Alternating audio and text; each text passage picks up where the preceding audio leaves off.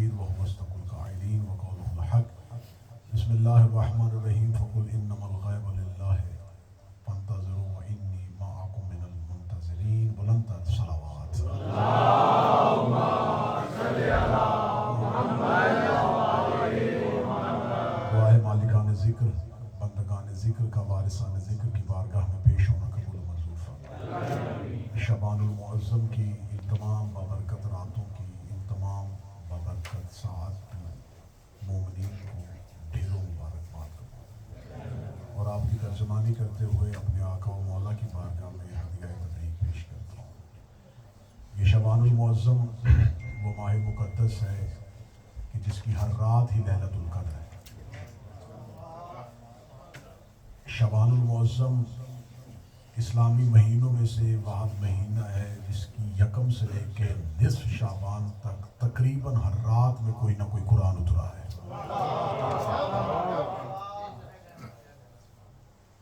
کوئی بھی تحریک ہو اس کے لیے چار چیزیں بڑی ضروری ہوتی ہیں: اس تحریک کی ابتدا، اس تحریک کی ارتقاء، اس تحریک کا دفاع اور اس تحریک کی بقا۔ جس تحریک کی ابتدا اچھی نہ ہو وہ کامیاب نہیں ہوتی، جس کی ارتقاء اچھی نہ ہو ناکام ہو جاتی ہے، جس کا دفاع مضبوط نہ ہو وہ زیادہ دیر چل نہیں سکتی، اور جس کی بقا پائیدار نہ ہو وہ ناکام ہوتی ہے۔ کائنات کی سب سے عالمگیر تحریک کا نام کربلا ہے۔ میں نے لفظ کہا تحریکیں کامیاب ہوتی ہیں ابتدا سے، ارتقاء سے، دفاع سے اور بقا سے۔ کائنات کی سب سے بڑی تحریک کا نام کربلا ہے۔ آپ کہیں گے شعبان المعظم میں کربلا تحریک کا ذکر ہے۔ شعبان کی یکم سے لے کے 15 تک کربلا کی تحریک مکمل ہوئی۔ ابتدا بن کے حسین آئے ہیں، ارتقاء بن کے قاسم و علی اکبر آئے ہیں، دفاع بن کے زینب و عباس آئے ہیں، اور بقا بن کے قائم آل محمد۔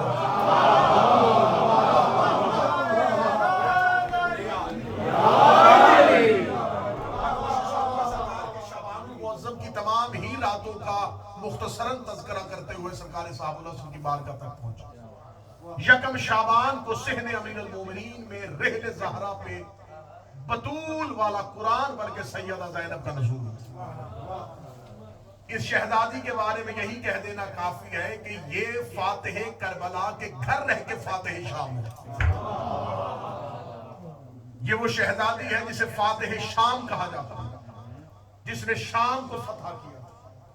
آپ کیا سمجھتے ہیں کہ شام میں گئی تھی اور دربار میں خطبہ دیا تھا اس لیے اس بیٹی کو فاتح شام کہا جاتا ہے؟ جتنے زائرین بیٹھے محمد شاہ جی وہ میری گواہی دیں گے، آپ کربلا چلے جائیں، آپ حرم امام حسین میں جائیں، حرم ابوالفضل العباس میں جائیں، آپ مشہد المقدس جائیں، 2 حرم ایسے ہیں جن کے گنبد پہ تاج ہے۔ حسین مولا کے گنبد پہ پرچم ہے، تاج نہیں۔ سرکار عباس کے گنبد پہ پرچم ہے، تاج ہے۔ 2 گنبد ایسے ہیں جن پہ تاج ہے، ایک نجف میں علی کے گنبد پہ تاج ہے، ایک شام میں عالیہ کے گنبد پہ تاج ہے۔ اب اس کی ہسٹری سنیے گا کہ ان 2 حرموں میں گنبدوں پہ تاج کیوں؟ یا علی فاتح یا عالیہ فاتح؟ علی فاتح خیبر، فاتح خندق، فاتح حنین، فاتح بدر، فاتح احد، فاتح اسلام۔ عالیہ فاتح شام۔ اور میں یہ لفظ کہنے میں بالکل حق بجانب ہوں، اگر عالیہ فتح نہ کرتی تو علی کی فتح بھی کامیاب نہ ہوتی۔ آپ مجھ سے سنیے گا کہ شہزادی فاتح شام کیسے بنی۔ میں بڑی مختصر تذکرہ کرتے ہوئے ایک راز سے ہوتا ہوا سرکار ولی اللہ کی بارگاہ تک پہنچا۔ میں ایک منظر آپ کو دکھانا چاہتا ہوں، آپ آنکھوں میں ایک منظر لے کے آئیں گے۔ فتح مکہ، مکہ شہر، رسول کا قافلہ مکہ کے باہر پہنچ چکا۔ مکہ کے بازاروں میں شور مچ گیا، جسے پتھر مار کے نکالا تھا وہ لشکر لے کے آ گیا، جس کے رستے میں کانٹے پھینکے تھے وہ تلواریں لے کے آ گیا۔ یقیناً آج وہ بدلہ لے گا، یہ وہی بدلہ لے گا جو ہم نے مکہ میں اسے تنگی دی تھی، یہ آج ہم سے بدلہ۔ رات کا قافلہ رسول کا مکہ کے باہر رکا، صبح مکہ کی حدود میں نبی داخل، ہاتھ میں سفید پرچم، اور اعلان کروا دیا گیا کہ بالکل اپنے گھروں میں مطمئن ہو، آج کسی سے کوئی بدلہ نہیں دیا جائے گا۔ نبوت کے چہرے میں مسکراہٹ تھا. رحمت للعالمین کا تاج پہنے ہوئے کائنات کا سب سے پہلا اور بڑا فاتح مکہ میں داخل ہوا. جو ہی مکہ میں فاتح مکہ رسالت مآب داخل ہوئے تو مکہ کی گلیاں خالی ہو گئی. دربار رسالت سجایا گیا. صبح سے لے کے شام تک ان دشمنوں کو نبی کی بارگاہ میں پیش کیا جاتا رہا جنہوں نے مکہ میں نبی کو اذیتیں دی. مسلمان لے کے آتے یا رسول اللہ یہ وہ شخص ہے جو مکہ میں آپ کے خلاف نازل باشار کہتا تھا. فرمایا معاف کیا. یا رسول اللہ یہ وہ عورت ہے جو رستے میں آپ کے کانٹے بچھاتی تھی. فرمایا معاف. یا رسول اللہ یہ وہ شخص ہے جس نے سب سے پہلے مکہ میں آپ کا سوشل بائیکاٹ کیا تھا. معاف. صبح سے لے کے شام تک رسول کی زبان سے ایک ہی بات معاف کیا معاف کیا معاف. جب مکہ کی گلیوں میں یہ ہو گیا کہ رسول تو معاف کر رہا تو اب مکہ کا جو سب سے بڑا اس دور کا سردار تھا ابو سفیان, اس کو لوگوں نے جا کے کہا وہ معاف ہی دے رہا, وہ بدلہ نہیں لے رہا, جا تو بھی جا کے معافی دے رہا. اب اس کے لیے بہت بڑی موت تھی کہ سردار ہو کے ابو طالب کے بیٹے سے معافی مانگنے جا رہا. فاتح شام پڑھنے لگا. جب وہ رسول کی بارگاہ میں پہنچا تو جب رسالت مآب کی بارگاہ میں ابو سفیان کو لا کے کھڑا کیا گیا تو نبوت کی چہرے ایک دفعہ آنکھیں اس کے چہرے پہ گئی. رسالت مآب کے چہرے پہ جو ابھی تک صحیفہ رحمت تھا ہلکی سی جلال کی صبح سے لے کے شام تک کیا کہا تھا معاف کیا معاف کیا معاف کیا. رسالت مآب نے اپنے سب سے بڑے دشمن کو اپنی نظروں کے سامنے دیکھا.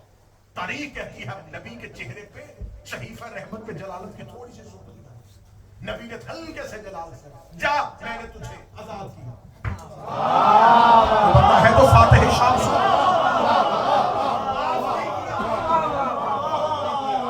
میں تاریخ کا ضامن ہو کے کہہ رہا ہوں کہ رسالت مآب نے یہ بالکل نہیں کہا کہ جا میں نے تجھے معاف کیا.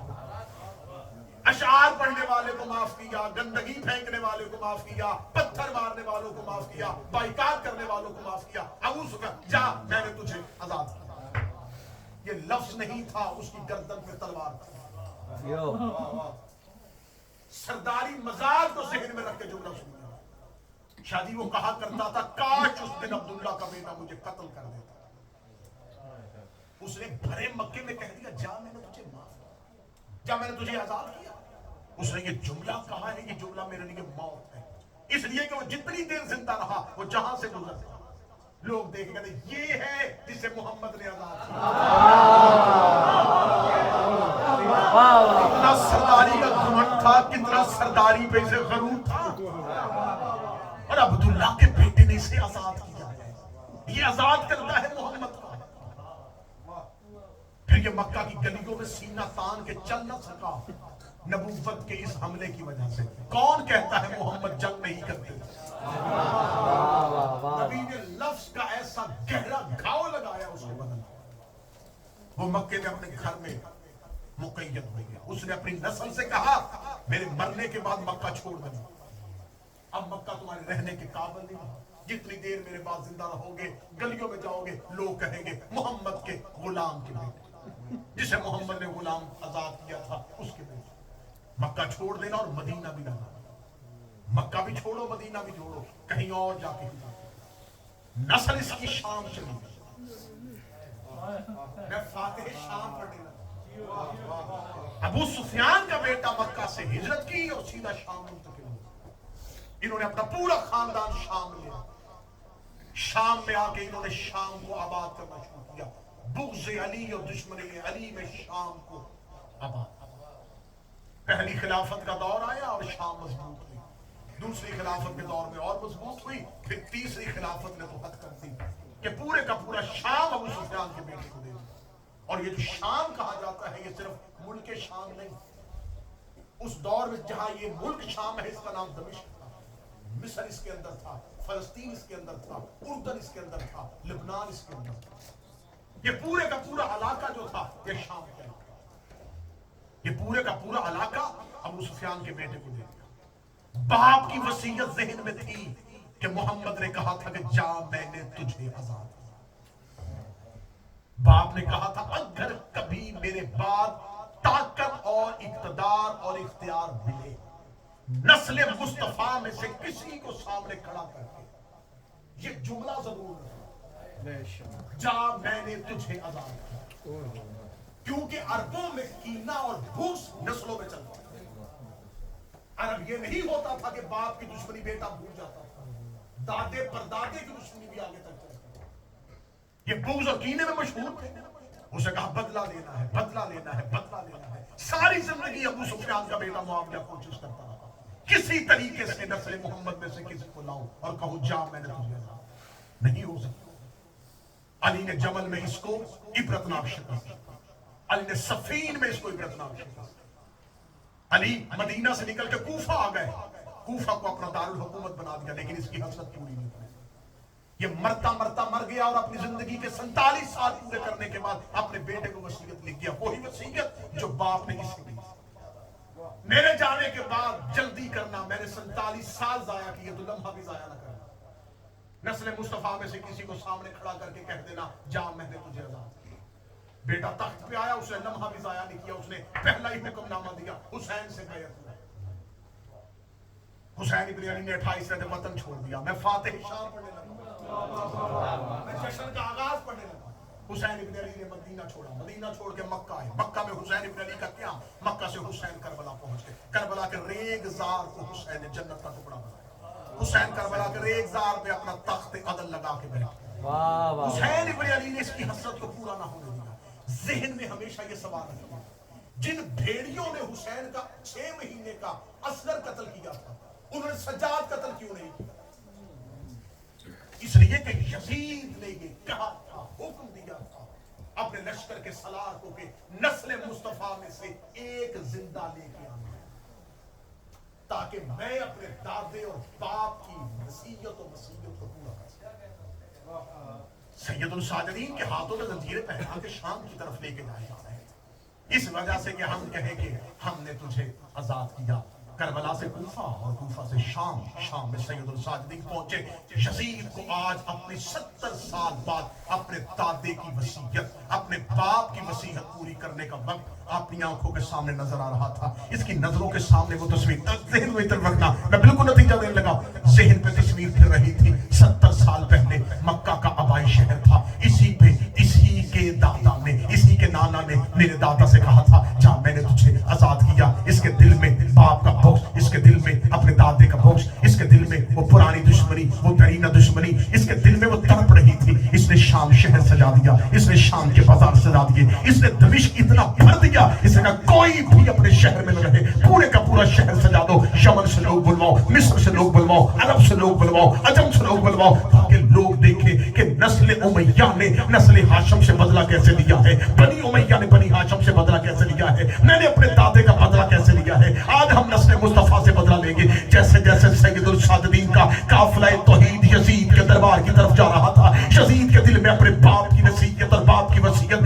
तड़प रही थी कि जल्दी जल्दी वो लम्हा आए कि मैं अपने दादे और बाप की वसीयत को पूरा करूं। इसने बाजार भर दिए, इसने दरबार भर दिए, इसने सफीर बिठा दिए, इसने उमरा बिठा दिए, इसने हुक्मा बिठा दिए, कोई एक निशिस्त भी इसने खाली नहीं छोड़ी। खड़े हुए दरबार में सैयदुल साजिदीन का पहला कदम आया, यजीद अपने तख्त पे आया, इसने अपने दादे का ताज अपने सर पे रखा, अपने बाप की आवाज को अपने कांधे पे रखा और तख्त पे बैठ के कहने लगा आज उमैया बदला लेंगे, आज हाशमियों से बदला लेंगे, आज मक्के वाला बदला पूरा होगा। सज्जाद चलते चलते इसके तख्त के बिल्कुल सामने आए, इसके दिल से वो हसरत निकल के इसकी जुबान की नोक पे आके रुकी। अभी ये जुमला कहने लगा था कि जा मैंने तुझे आजाद किया, अभी लफ्ज इसके हलक के अंदर था कि सज्जाद के कांधे में मस्तूर का हाथ आया, अली की बेटी ने सज्जाद को पीछे हटाया और यजीद के सामने का शबना तुलका, वह हमारे आजाद करदा गुलाम के बेटे।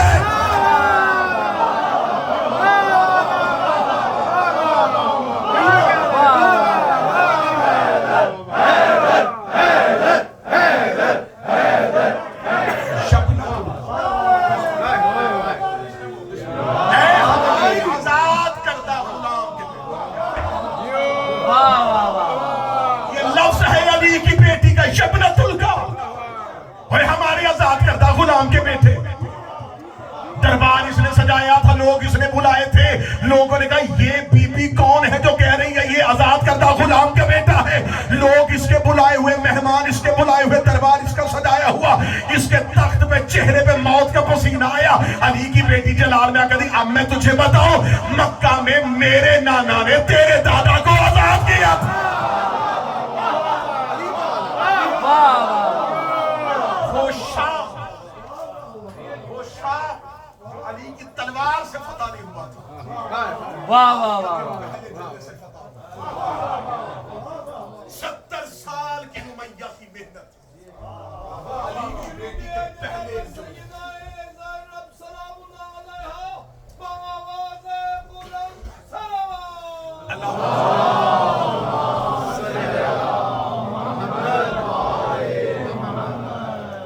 فاتح شام. اگلا لفظ سننا اور بڑی جلدی کیونکہ مجھے ثانیہ زہرا نہیں پڑھنا، مجھے ایک ایک منزل سے گزرتے ہوئے صاحب الاسب کی بات کرتا. اس بیوی کو کہا جاتا ہے شریکت الحسین. میں بڑی جلدی جلدی نتیجے دوں گا، جیسے شادی نے بڑی جلدی جلدی اشعار آپ کو سنائے، میں جلدی جلدی نتیجے دوں گا. لوگ سمجھتے ہیں شریکت الحسین اس لیے کہا جاتا ہے کہ کربلا میں حسین کی سفر میں شریک تھی، سفر میں شرکت کی وجہ سے شریکت الحسین. یہ 28 رجب سے پہلے بھی شریکت الحسین. ایک لفظ کہوں گا اور قدردان بندے سے مجھے داد اور دعا چاہیے. یہ بالکل ایسے ہی شریکت الحسین ہے جیسے ہم بارہویں کی زیارت پڑھتے ہوئے کہتے ہیں السلام علیکم یا شریک القرآن.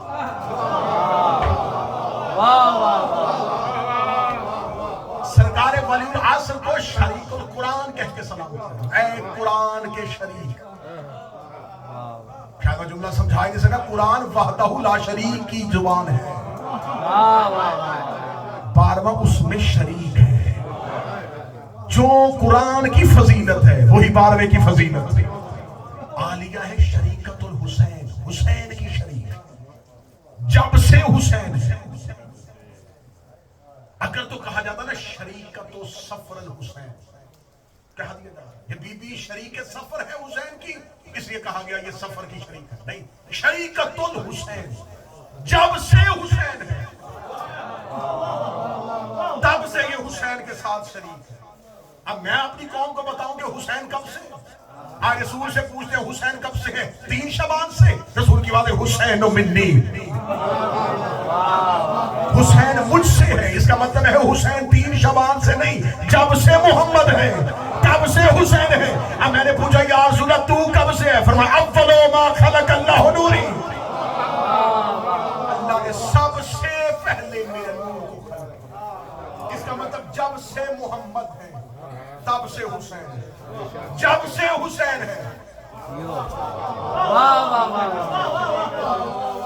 تب سے یہ بی بی شریکت الحسین. یکم شعبان شریکت الحسین اور 3 شعبان کو مکمل حسین. یکم کو صرف شریکت الحسین آئی، 3 شعبان کو مکمل حسین آئی، 4 شعبان کو وفا کا پروردگار ہوا.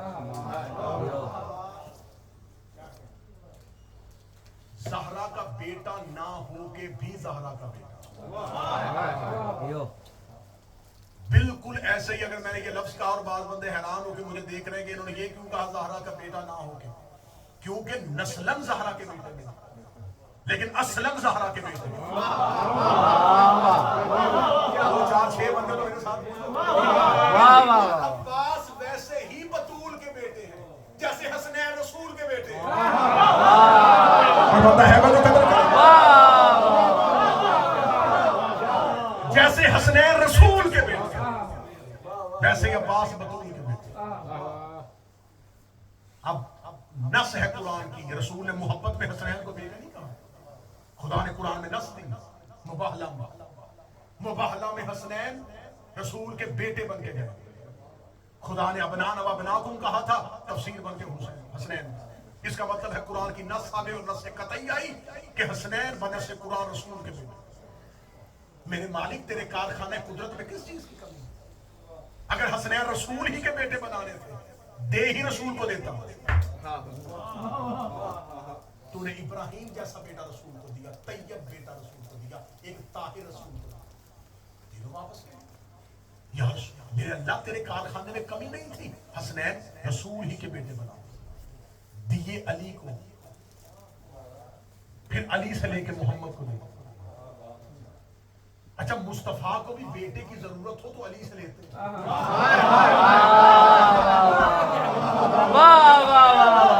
علی سے بیٹے مانگنا مصطفیٰ کی سنت ہے. رسول نے بیٹے علی سے لیتے. میرے مالک تو نے رسول کو کیوں نہیں دی؟ جملے کو آخر تک دلوں میں ٹھنڈک محسوس ہو تو چہروں پہ مجھے نظر آنا چاہیے. عجب نہیں کہ واضح پروردگار اگر حسنین رسول کے بیٹے بناتا دونوں کو نبی بنانا پڑتا. اگر حسن اور حسین محمد کے بیٹے ہوتے تو دونوں کو نبی بنانا پڑتا. کس وجہ سے نبی بنانا پڑتا؟ اس لیے کہ نبی بنا بیٹھا تھا سید الانبیاء. نبی تھا نبیوں کا سردار.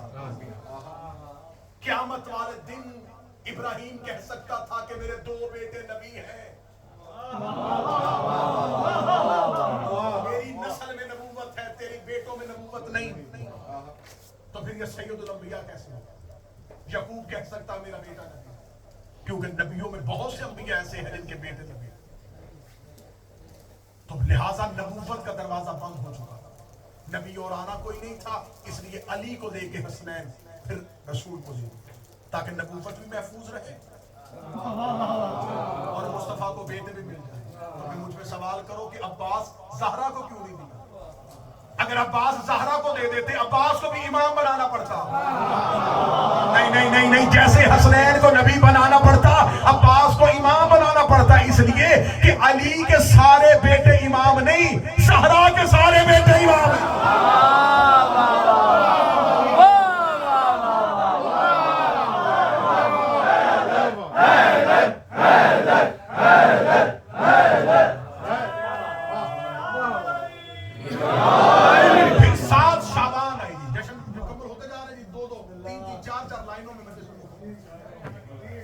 اور میں مکمل جشن نہیں، میں وہ نکات آپ کے سامنے بیان کر رہا ہوں جو بالعموم اور بالخصوص منبر کے مصلی سے تلاوت نہیں. 7 شعبان حسن حسن کی صورت میں قاسم. یہ مفسر قرآن ہے قاسم. بچہ کہہ کے عزت نہ کم کر. اس گھر میں بچپن کا کوئی تصور نہیں. یہ نہ کہہ دینا کہ 13 سال کا بچہ تھا. بچہ نہیں کہنا قاسم. میں نے کہا مفسر قرآن. اب مجھ سے پوچھو کہ قاسم مفسر قرآن کیسے؟ ایک ہی جملہ بولا ہے شہزادہ قاسم کربلا میں اور قرآن کی تفسیر بیان ہے. حسین بن علی نے کہا قاسم موت کیسے پایا؟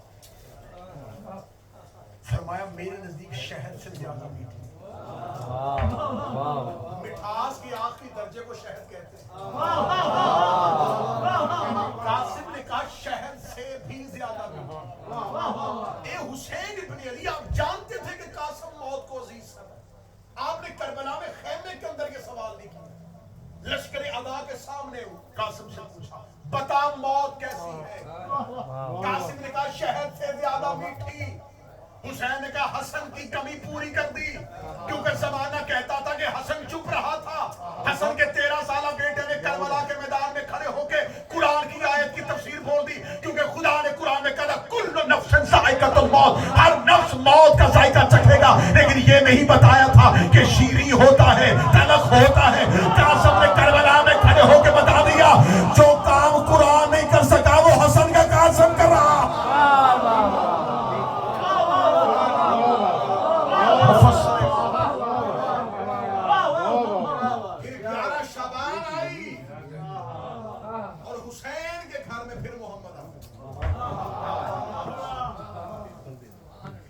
میں نے علی کے گھر میں ایک حسین دیکھا تھا. حسین اتنا بڑا علی ساز ہے کہ اس کے گھر میں کئی علی ہیں. حسین کے گھر میں ہر بیٹا علی ہے. اب جب شہزادہ اکبر میں نے کہا تھا کہ بڑی جلدی 2 4 جملے صرف ایک جشن کے حوالے سے. شہزادہ علی اکبر کے بارے میں یہ لفظ کہا جاتا ہے کہ یہ ہم شکل پیغمبر ہے.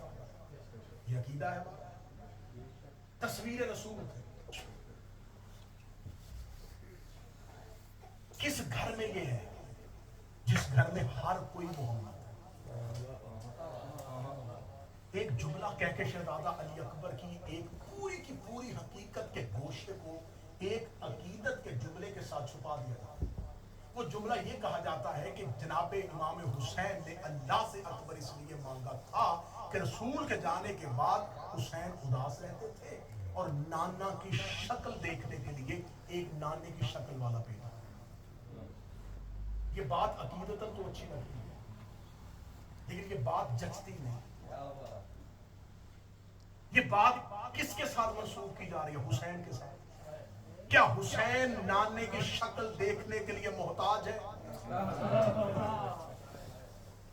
امام تو زمین پہ بیٹھ کے آسمان دیکھتا ہے. حسین کا اپنا چہرہ بھی ہو بہو رسالت کا چہرہ ہے. شکل رسول کے لیے اکبر نہیں مانگا. اب جملہ کہوں گا اور قدردان بندے اس جملے کو، اس پڑھے لکھے جملے کی قدر فرمائیں گے کہ اکبر تصویر محمد کیوں بنا تھا؟ کیونکہ بدبخت مسلمانوں نے 40 سال کے بعد نبی کی زندگی کتابوں میں لکھی، نبی کا بچپن چھپا دیا تھا. جس نے بھی نبی کی سیرت لکھی 40 سال کے بعد شروع، نبی کا بچپن بھی چھپا دیا، نبی کی جوانی بھی چھپا دیا. اگر کسی کتاب میں کوئی جھوٹی روایت ملی بھی بکریاں چراتا ہوا نبی، بس نبی کا بچپن بھی چھپا دیا، نبی کی جوانی. نبی کی زندگی شروع کی 40 سال کے بعد، 63 سال کی زندگی ختم کر دی. صرف تاریخ نے 23 سال کا نبی دکھایا. حسین جانتے تھے انہوں نے محمد کتابوں میں چھپا دینا ہے. انہوں نے ہو بہو تصویر اپنے گھر میں اکبر اتار لی تاکہ نام محمد کی بچپن چھپے اور نام محمد کا شباب.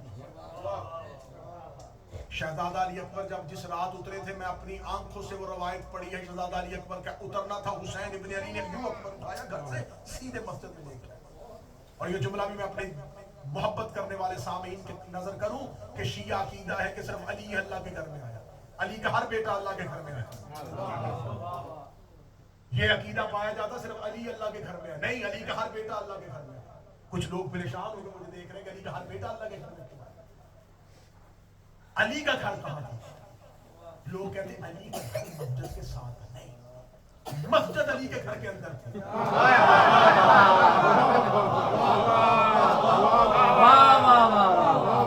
میں پوری ذمہ داری کے ساتھ جملہ کہنے لگا ہوں، علی کا گھر مسجد کا حجرہ نہیں تھا، مسجد علی کے گھر کا صحن تھی.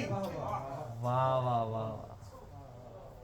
پوری ذمہ داری کے ساتھ لفظ کہوں گا کہ رسالت مآب نے جو سب دروازے بند کروائے تھے، علی کے گھر کا دروازہ، پوچھنا علماء کرام سے کہ علی کے گھر کا دروازہ مسجد نبی میں کہاں کھلتا تھا؟ علی کے گھر کا دروازہ مسجد نبی کے محراب کے اندر کھلتا تھا. محراب سمجھتے ہیں؟ جہاں پہ پیش نماز کھڑا ہو کے نماز پڑھاتا، اسے کہتے ہیں محراب. محراب کے اندر تھا علی کے گھر کا دروازہ. محراب کا رخ کدھر ہوتا ہے؟ قبلہ کی طرف.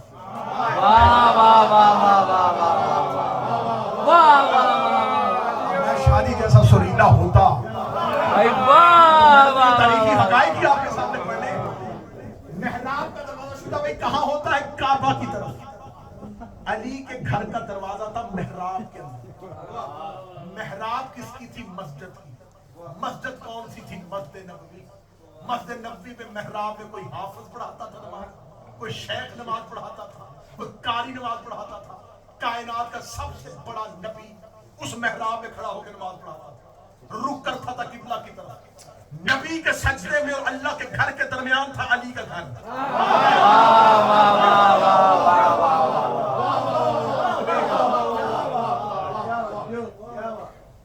قبلہ رسول کا سجدہ. اب مجھے کیونکہ علی کے گھر کی طہارت نہیں پڑھنی، مجھے شہزادہ علی اکبر کا ایک جملہ پڑھ کے سرکار ولی اللہ صلی اللہ علیہ وسلم کی بارگاہ میں پہنچنا ہے. حسین ابن علی نے جو ہی 11 شعبان کی شب شہزادہ علی اکبر حسین ابن علی نے گھر سے اٹھایا سیدھا مسجد میں لے گیا. مسجد میں جا کے، میں پوری ذمہ داری کے ساتھ روایت اگلی بھائی کے مسجد میں آ کے حسین نے مصلی عبادت میں سجدے والی جگہ پہ اکبر کو رکھا. 2 رکعت نماز ادا کی، شکر کی نماز ادا کی. اور جہاں حسین کا سر آ رہا تھا وہاں اکبر تھے. حسین کے سجدے والی جگہ پہ اکبر تھے.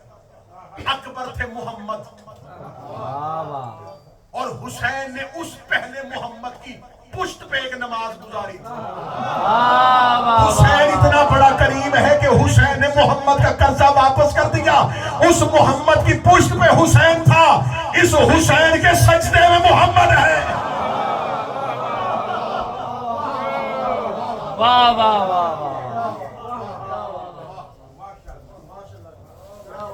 और हुसैन इब्न अली ने जिस रात शहजादा अली अकबर का नुज़ूल हुआ है, किताबें कहती है कि उस रात हुसैन इब्न अली ने बाहर इधर घर के अंदर शहजादा है, और किताब कहती है, शेख नहावंदी ने अपनी किताब में लिखा कि इधर अकबर आए और मदीने की गलियों में शोर मच गया कि हुसैन के घर में मोहम्मद की शक्ल वाला बेटा है।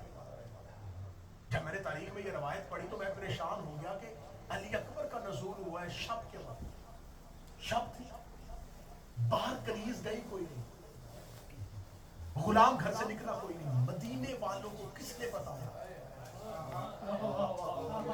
कि हुसैन के घर में मोहम्मद की शक्ल वाला बेटा है।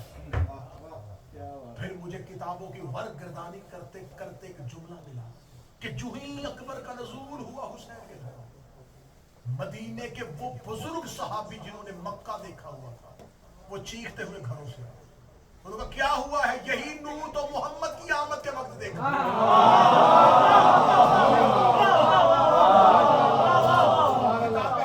जब रसूल का नुज़ूल हुआ था 17 रबीउल अव्वल को, तो मक्का के लोग कहते हैं हमने अपने घरों में खड़े होकर रूम और ईरान के महल देखे थे, कैसरो कसरा, कैसर रूम के बादशाहों के महल, कसरा ईरान के शहनशाहों के महल, ईरान और रूम का रकबा देखना कि कितना मक्का से दूर है। मक्का वाले कहते हैं हम अपने घरों में थे और हमें रूम के महल भी नजर आ रहे थे, हमें ईरान के महल भी नजर आ रहे थे। मोहम्मद के नूर ने ऐसी रोशनी कर दी कि मक्के वालों को रूम और ईरान नजर आ रहा था। इधर 11 शबान को अकबर आए, मदीने के लोग कहते जब हम अपने घरों में गए तो हमें मक्का का बैतुल्ला साफ नजर आ रहा था, हमें पता चल गया उस रात भी मोहम्मद आया था, इस रात भी मोहम्मद आया। वाह वाह और हुसैन इब्न अली ने जब मस्जिद के बाहर लोगों का रश हो गया और एक नौकर ने आके बताया कि मौला मस्जिद के बाहर तो लोगों का रश है, गलियां भर गई हैं, लोग कह रहे हैं कि हम हुसैन के बेटे की ज़ियारत करें।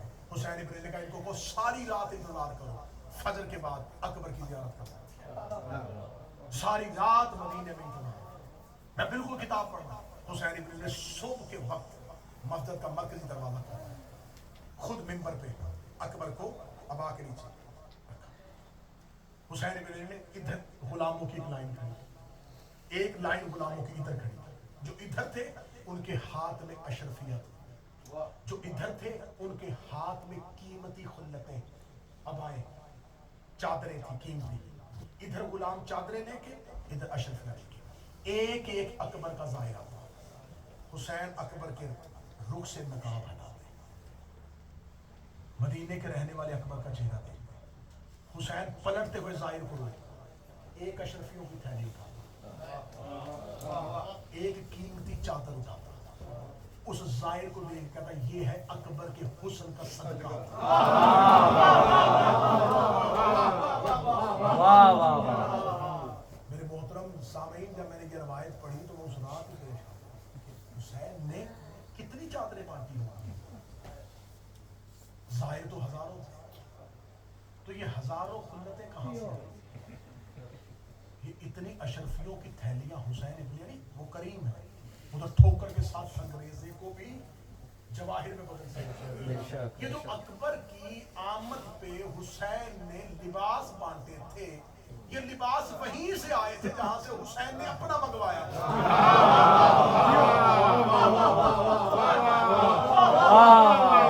इस रवायत को खत्म करने लगा यहीं पे आके, जब मुसलसल हुसैन अकबर के हुस्न का सदका बांटते रहे तो एक बुजुर्ग सफेद रीश सबसे आखिर में आया। मदीने वाले कहते उसके चेहरे की वजाहत पड़ी थी, हमने उसे पहले मदीना में देखा नहीं था, हम देख रहे थे कि देखे हुसैन इसने क्या किया। जैसे वो हुसैन के करीब गए, हुसैन ने अली अकबर के चेहरे से यूं नकाब हटाया, उन्होंने अकबर को देखा, حسین نے اشرفیوں والے غلام کی طرف ہاتھ بڑھایا. اس بزرگ کی آواز آئی نہ اشرفیاں چاہیے نہ خلتیں چاہیے. حسین نے کہا کیا چاہتا ہے؟ اس نے کہا آج جو مانگیں گے تو وہ دے گا. تھوڑی دیر کے لیے اکبر میرے ہاتھ ہوگا. مانگنے والے بھی پھر اپنے اپنے مزاج کے مطابق مانگتے ہیں. جن کو اشرفیاں عزیز تھیں وہ درہم و دینار دے گا. جن کو چادریں عزیز تھیں وہ چادریں دے گا. اس زائر نے کہا نہ اشرفیاں نہ چادر اکبر دے. جب کر اکبر دے حسین نے دیکھا اچھا خضر ہے.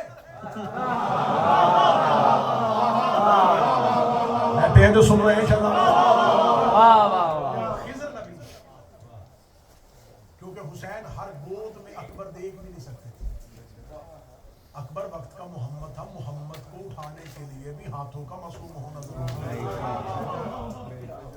خضر کے ہاتھوں میں اکبر کو رکھا. جناب خضر نے ایک قصیدہ پڑھا وہیں پہ کھڑے ہو کے جو آج بھی کتابوں میں لکھا ہوا ہے. میں اس قصیدے کے 22 اشعار ہیں پورے نہیں پڑھ سکتا. پہلا شعر پڑھ دیتا ہوں.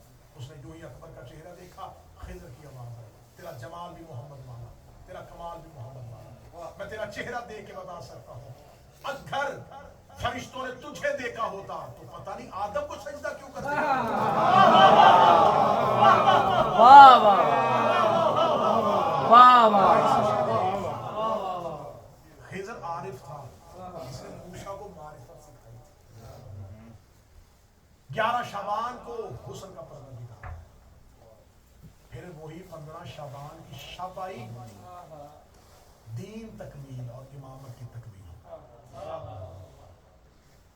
آج پوری دنیا میں آپ جا کے دیکھ لیں وحد عقیدہ مہدی وہ عقیدہ ہے جس پہ نہ کسی مسلک کو اعتراض ہے نہ کسی مذہب کو اعتراض ہے. یہ ہے میرے 12ویں کی حیبت. جو 11 کو نہیں مانتے اسے امام کہتے ہیں.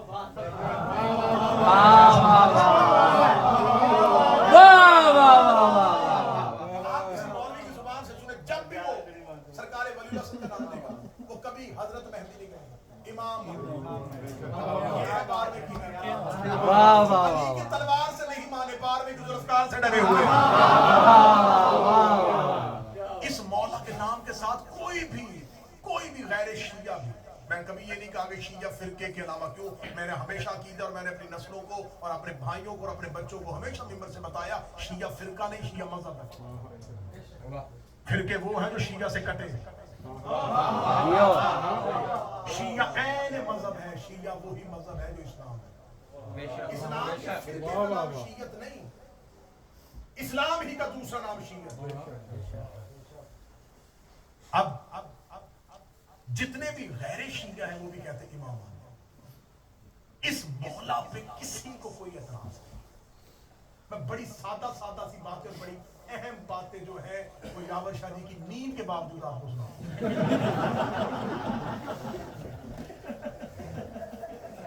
کیونکہ یہ ہم تن گوش ہوتے ہیں جب ببر جعفری پڑھتے ہیں.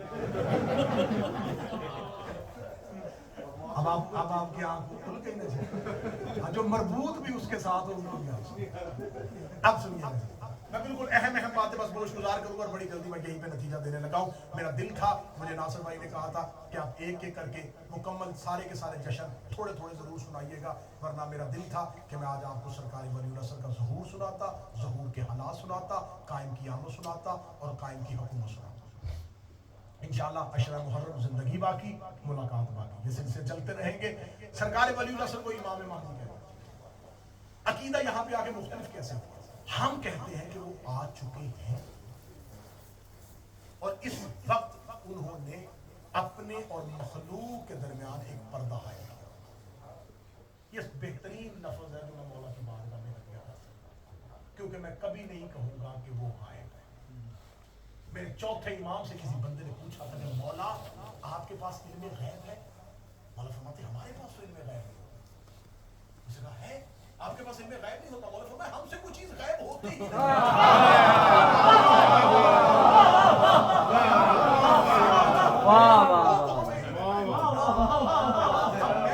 مجھے نہیں پتا اس دیوار کے پیچھے, لیکن امام خبر جانتے ہیں کہ تو پھر امام سے بات. امام غیب نہیں ہے. غیبت ولی العصر پہ نہیں ہے، مخلوق کی نظروں پہ۔ بہت دیر پہلے ایک جھگڑا شروع ہوا تھا کہ جی آل محمد کے ساتھ کیا لفظ کہنا چاہیے، درود سارے حضرات مل کے بلند آواز سے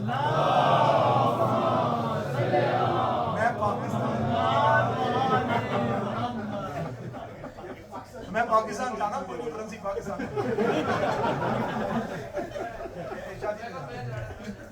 میں ان سے پاؤنڈ چینج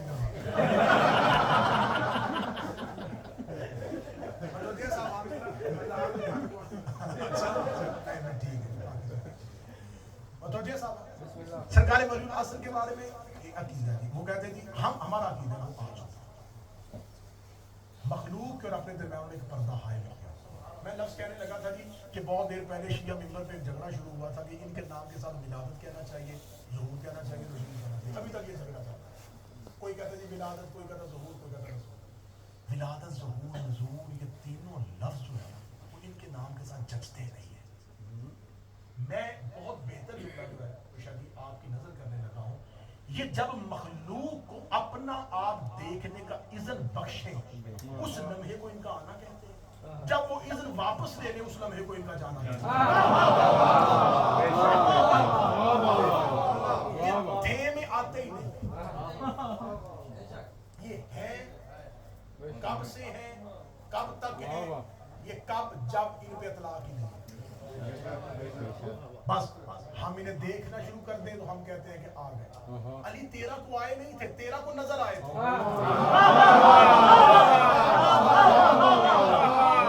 تین شعبان کو آئے نہیں تھے، 3 شعبان کو نظر آئے۔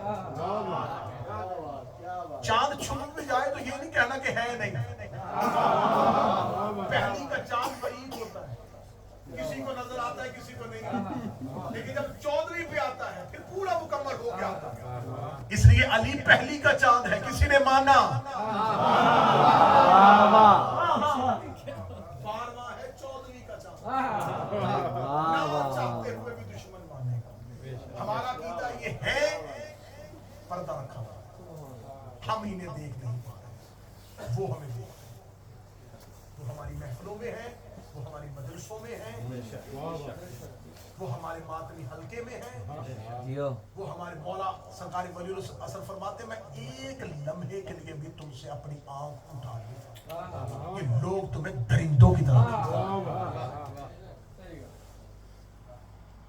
ایک شخص نے مولا کو توقیر لکھی تو اس نے خط میں مولا سے کہا تھا کہ مولا میں آپ کو بہت دفعہ بلاتا ہوں آپ ملتے نہیں ہیں۔ مولا فرمایا میں ملتا ہوں تم پہچانتے نہیں۔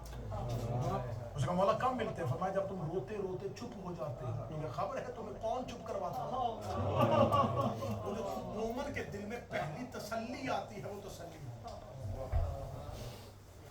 اب ہمارا عقیدہ ہے کہ وہ آ چکے ہیں، لیکن جو یہ عقیدہ نہیں رکھتے وہ کہتے نہیں نہیں نہیں، انہوں نے پیدا ہونا، نام ان کا بھی مہدی ہے لیکن وہ بھی پیدا ہو گیا۔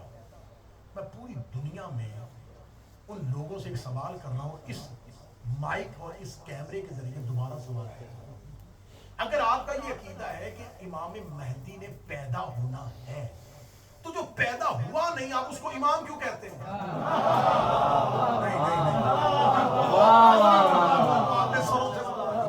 جب وہ پیدا ہی نہیں ہوا تو آپ نے اسے امام کیوں کہہ دیا؟ اس کا مطلب آپ اندر سے مان گئے کہ امام دنیا میں نہ آ کے بھی امام ہوتا ہے، تو 12واں آنے سے پہلے امام ہو گیا، علی آنے سے پہلے امام کیوں نہیں ہو سکتا؟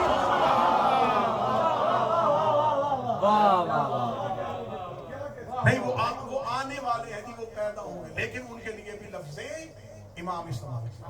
ہمارا عقیدہ ہے کہ وہ آ چکے ہیں، دنیا کا وجود امام کے بغیر ہے۔ رسول کی حدیث ہے کہ اگر دنیا میں 2 لوگ بچ جائیں، ساری دنیا مر جائے، صرف 2 شخص بچ جائیں، ان میں سے ایک کا حجت ہونا ضروری ہے۔ میرے چھٹے شہنشاہ کے ایک نوکر حشام تھے، حشام کا عمرو بن عبیدہ کے ساتھ ایک مناظرہ ہے، کتاب میں لکھا ہوا۔ عمرو بن عبیدہ وہ شخص تھا جو امامت کے وجود کا قائل نہیں تھا، وہ کہتا تھا امامت نہیں ہے، اور وہ لوگوں کو ایک نظریہ دیتا، وہ دلیل دیتا تھا۔ وہ دلیل یہ کہتا تھا کہ جب خدا نے 1.25 لاکھ نبی بھیج دیے تو پھر امام بھیجنے کی کیا ضرورت ہے؟ اور پھر اس میں دلیل وہ یہ قائم کرتا تھا کہ خدا نے کہہ دیا الیوم اکملت لکم دینکم واتممت علیکم نعمتی، میں نے دین مکمل کر دیا، نعمتیں تمام کر دی۔ تو جب خدا نے دین مکمل کر دیا ہے تو اب امام کی کیا ضرورت ہے؟ لہٰذا وہ لوگوں کو گمراہ کرتا تھا کہ امام کا وجود ضروری ہے ہی نہیں نظریہ امامت۔ حشام چھٹے امام کا شاگرد تھا، اس نے حشام کو چیلنج کیا کہ میرے ساتھ مناظرہ کر۔ حشام اس کے سامنے بیٹھا، عمرو بن عبیدہ نے کہا کہ تم مجھے بتا امام کا زمین پہ ہونا ضروری کیوں ہے؟ متوجہ میری بات کی جانب سکتا، امام کا وجود ضروری کیوں ہے؟ حشام نے فوراً سوال کیا، حشام نے کہا تو مجھے بتا، تیرے بدن میں آنکھیں ہیں؟ اس نے کہا ہے۔ کان ہے؟ ناک؟ زبان؟ ہاتھ؟ کس لیے؟ اس نے کہا آنکھیں ہیں دیکھنے کے لیے، زبان ہے چکنے کے لیے، کان ہے سننے کے لیے، منہ ہے بولنے کے لیے، ہاتھ ہے چھونے کے لیے، پاؤں ہے چلنے کے لیے۔ جناب حشام نے کہا یہ جتنے تیرے اعضاء یہ کام کرتے ہیں یہ کرواتا کون ہے؟ اس نے کہا میرا دل چاہتا ہے بولوں تو میں بولوں، میرا دل چاہتا ہے دیکھوں تو میں دیکھتا ہوں، میرا دل چاہتا ہے کھاؤں تو میں کھاتا ہوں، میرا دل چاہتا ہے چلوں تو میں چلتا ہوں۔ جناب حشام نے کہا کہ جب تیرے اعضاء ہر کام اپنی مرضی سے کر سکتے ہیں تو یہ سب کچھ دل کی مرضی سے کیوں کرتے ہیں؟ اس نے کہا اس لیے کہ دل میرے بدن کا حاکم ہے۔ جناب حشام نے کہا اتنا سا بدن بغیر حاکم کے نہیں چل رہا،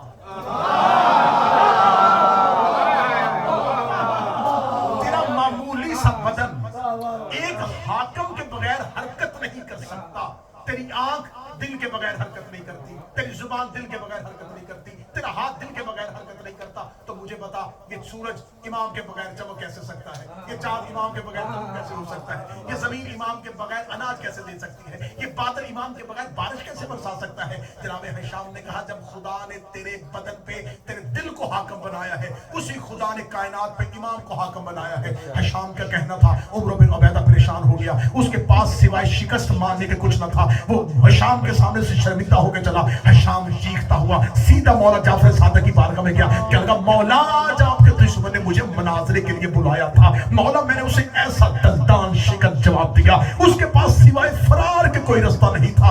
امام نے فرمایا حشام اب تو ہمیں بتا تو نے یہ جواب کس سے سنا تھا، تو نے یہ جواب کہاں سے پڑھا تھا؟ حشام کہتا پھر تیری امامت کی قسم ہے نہ کسی کتاب سے پڑھا تھا نہ یہ کان نے پہلے سنا تھا، جو ہی اس نے مجھ پہ سوال کیا میں نے آنکھیں بند کر کے تجھے پکارا تھا، میں نے آنکھیں بند کر کے تجھے پکارا۔ امام نے کہا پھر مجھے قسم ہے اس اللہ کی جس نے مجھے امام منصوص کر کے بھیجا ہے، جو ہی تو نے مجھے پکارا روح القدس نے یہ جواب تیری زبان پہ بالکل ویسے ہی رکھ دیا جیسے توریت میں اللہ نے توحید کے منکروں کے لیے رکھا۔ وجود امام ضروری ہے، امام کے وجود کے بغیر کائنات کا نظام چل ہی نہیں سکتا۔ آج زمین موجود ہے تو اس کے لیے کسی امام کا ہونا ضروری ہے، آج زمین موجود ہے تو اس کے لیے کہ آقم اور کسی مولا کا ہونا ضروری ہے۔ ہمارا یقین محکم ہے، ہمارے ولی العصر زمانے پہ موجود ہے اور وہ نظام کائنات کو چلا رہے ہیں۔ ہاں یہ نظام کائنات، سورج اپنے وقت پہ طلوع ہو رہا ہے، چاند اپنے وقت پہ جا رہا ہے، یہ سارا نظام چل رہا ہے تو امام کے ہونے کی وجہ سے۔ اب میں بڑی جلدی سے یہ جملہ بتانے لگا ہوں، جب امام زمین پہ موجود ہے تو شیعوں کو یہ عقیدہ کیوں دے دیا گیا کہ وہ موجود ہیں لیکن تم ان تک پہنچ نہیں سکتے؟ یہ بالکل وہ عقیدہ ہے جو آپ کو امام سے غافل کرے گا۔ اگر آپ سے کہا جائے کہ آپ دعا مانگتے ہیں تو قبول کون کرتا ہے؟ امام۔ تو جو قبول کرتا ہے اس تک پہنچا کیوں نہیں جا سکتا؟ ہم نیبہ شمال میں عریضے لکھتے ہیں نا، تو ایک بندے نے مجھ میں سوال کیا تھا کہ آپ اپنے مولا کو خط لکھتے ہیں، تو وہ اس نے مذاق میں کہا جب تم خط لکھتے ہو تو کبھی خط کا جواب بھی آیا ہے؟ میں نے کہا ہم خط میں خیریت نہیں پوچھتے مولا سے، ہم خط میں حاجت لکھتے ہیں، جب حاجت پوری ہو جاتی ہے تو جواب مل جاتا ہے۔ ہم نے اپنے دل کی حاجت کاغذ پہ لکھ کے لہروں کے حوالے کی، جب وہ حاجت پوری ہوگی تو یقیناً ہمارے امام تک پہنچی ہے۔ اب ایک میں اپنی قوم کے بچوں کو ایک دوسرا جواب دے دوں، وہ سوال یہ کیا کرتا نہیں شیعوں کا امام ہے تو پھر کیا ضرورت ہے کہ وہ ہو اور نظر نہ آئے؟ جو چیز ہو وہ نظر کیوں نہیں آتی؟ یہ بالکل ویسے ہی سوال ہے جیسے مکہ کے مشرکوں نے محمد سے کہا تھا اللہ ہے تو نظر کیوں نہیں آتا؟ اب کہتے ہیں جی وہ ہے تو نظر کیوں نہیں آتا؟ وہ نظر کیوں نہیں آتا میں بتا دیتا ہوں. اہل سنت کتابوں میں لکھا ہے جب نبی نے مدینہ سے ہجرت کی تو رسول نے رستے میں ایک غار میں توقف کیا تھا. ایک غار میں رکے تھے جسے غار ثور بولتے ہیں. اس غار ثور میں نبی رکے تھے. اس غار میں نبی گئے. نبی اس غار کے اندر گئے. یا تعاقب کرتے کرتے مکہ کے مشرق غار کے دہانے پہ پہنچے. جو ہی وہ غار کے دہانے پہ پہنچے تو انہوں نے دیکھا کہ وہاں پر ایک بیری کا درخت ہے, وہاں پر مکڑی کا جالا ہے اور کبوتری کے انڈے ہیں.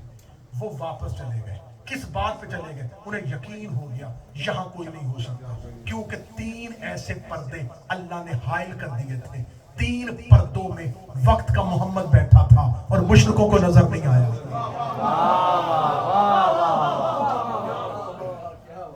مکڑی کا جالا, بیری کا درخت, کبوتری کا گھونسلہ, 3 دنیاوی پردے تھے اور مشرکوں کو پہلا محمد نظر نہیں آیا. جن مشرکوں کو 3 دنیاوی پردوں میں پہلا محمد نظر نہیں آتا, انہیں توحید کے پردوں میں آخری محمد کیسے نظر آتا؟ جب میرے مولا کی آمد کا وقت ہوگا تو وہ شب جمعہ ہوگی اور شب جمعہ خدا عرش پہ اعلان کروائے گا کہ وہ وعدے کا دن آ گیا ہے جس دن ہم نے اپنے وعدے کو پورا کرنا ہے. عرش پہ اعلان کیا جائے گا اور خدا آسمان سے ملائکہ کی ایک صف کو اتارے گا, ملائکہ کی ایک فوج کو اتارے گا. پہلا 70,000 فرشتوں کی تعداد عرش سے چلتی ہوئی خانہ کعبہ کے قریب اترے گی. ادھر سے وہ 70,000 فرشتے جو حسین کی نصرت کے لیے آئے تھے اور واپس خدا نے انہیں عرش پہ نہیں بلایا اور وہ کربلا ذریعے حسین پہ بیٹھے ہوئے ہیں, وہ تلواریں نکال کے مکہ کی جانب چلنا شروع ہو جائیں گے. ادھر سے 4 نبی عیسیٰ, الیاس اور خضر ادریس جو ہے وہ مکہ کے تعاقب میں چلیں گے. ادھر سے اصحاب کہف اپنے غار سے اٹھیں گے. 7 گھوڑے ان کے دروازے پہ کھڑے ہوئے ہوں گے. وہ تلواریں نکال کے 7 گھوڑوں پہ بیٹھ کے گئے لبیک یا مہدی کہتے ہوئے مکہ کی حدود کی جانب بڑھیں گے. ادھر عالم کیا ہوگا؟ یا مکہ کے پشت کی جانب سے ایک شخص ہے جس کے سر پہ محمد والا امامہ ہوگا, جس کے کاندھے پہ علی والی عبا ہوگی, جس کے چہرے پہ حسن کا حسن ہوگا, جس کے ماتھے پہ حسین کی قریبی ہوگی, جس کے سجدے کا نشان سجاد جیسا ہوگا, جس کی زبان کا حلم باقر جیسا ہوگا, جس کی صداقت جعفر جیسی ہوگی, جس کی ادا کاظم جیسی ہوگی, جس کے چہرے پہ رضا رضا جیسی ہوگی, جو تقاوت تقی کو لیے ہوئے, جو نقاوت نقی کو لیے ہوئے, جو حیبت عسکری کو اوڑے ہوئے کعبہ کی پشت سے چلتا ہوا مکہ کے قریب آئے گا اور خانہ کعبہ کی دیوار پہ اپنا دانا ہاتھ رکھے گا. دیوار کعبہ ایسے جھکے گی جیسے کوئی غلام اپنے آقا کے سامنے شانے کو جھکاتا ہے. میرا قائم کعبہ کی چھت پہ جائے گا, کعبہ کی چھت پہ جا کے ہوا کو کہے گا جہاں جہاں میرا کوئی ماننے والا رہتا ہے وہ جو جو زبان سمجھتا ہے اسے اس کی زبان میں جا کے بتا کہ تیرا مولا آ گیا ہے, تیرا وارث آ گیا ہے. ہوا وہ پیغام زمانے کو پہنچائے گی. امام کے ماننے والے اپنے گھروں کی چھتوں پہ, اپنے گھروں کے بستروں پہ آرام کر رہے ہوں گے. جو ہی امام کی آواز ان کے کان میں پڑے گی وہ ایک لمحے کے لیے سوچیں گے یہاں سے مکہ فاصلہ بڑا ہے, ہم جائیں گے کیسے, ہم پہنچیں گے کیسے. ابھی ذہن میں خیال کریں گے یا مولا انہیں طاقت دیں گے. ان کا پہلا قدم گھر میں ہوگا, دوسرا کعبہ کی حدود میں چلا جائے گا. وہ امام کے سامنے اپنے آپ کو پائیں گے. ادھر سے 313 وہ اصحاب جو حسین کے 12ویں بیٹے کے ساتھ, آخری بیٹے کے ساتھ منسوب ہیں, وہ حدود مکہ میں داخل ہونا شروع ہو جائیں گے. میرا قائم کے لیے مرتجز کو لایا جائے گا. میرا قائم مرتجز پہ سوار ہوگا, علی کے ذوالفقار کو نکالے گا. مدینے سے انتقام کو شروع کرتا ہوا, مکہ کی گلیوں سے انتقام کو لیتا ہوا, دیوار کعبہ کو گراتا ہوا, مسجد نبوی کو تعمیر کرتا ہوا وادی بیضا کے قریب آئے گا. جو ہی وادی بیضا کے قریب آئے گا ادھر سے شیطان اپنا بہت بڑا لشکر لے کے دجالی طاقتوں کے ساتھ, پوری کے پوری طاقت کے ساتھ مہدی کا رستہ روکنے کے لیے مکہ اور نجف کے درمیان وادی بیضا کے صحرا میں قائم کا رستہ روکے گا. گمسان کی جنگ ہوگی, تلواروں سے تلواریں, نیزوں سے نیزے ٹکرا رہے ہوں گے. یا پیچھے سے آواز آئی مہدی گھبرانا نہ, تیرا دادا علی آ گیا ہے. یا علی اپنی تلوار کو سر سے اڑاتے ہوئے, اپنے ذوالجناح کو دوڑاتے ہوئے, اپنے گھوڑے کی رفتار کو تیز کرتے ہوئے آ کے شیطان کے سینے پہ نیزہ ماریں گے اور نیزہ مار کے کہیں گے چال حق کا سحق الباطل ان الباطل کانا زہوقا. حق آ گیا, باطل مٹ گیا. آج کے بعد ایک ہی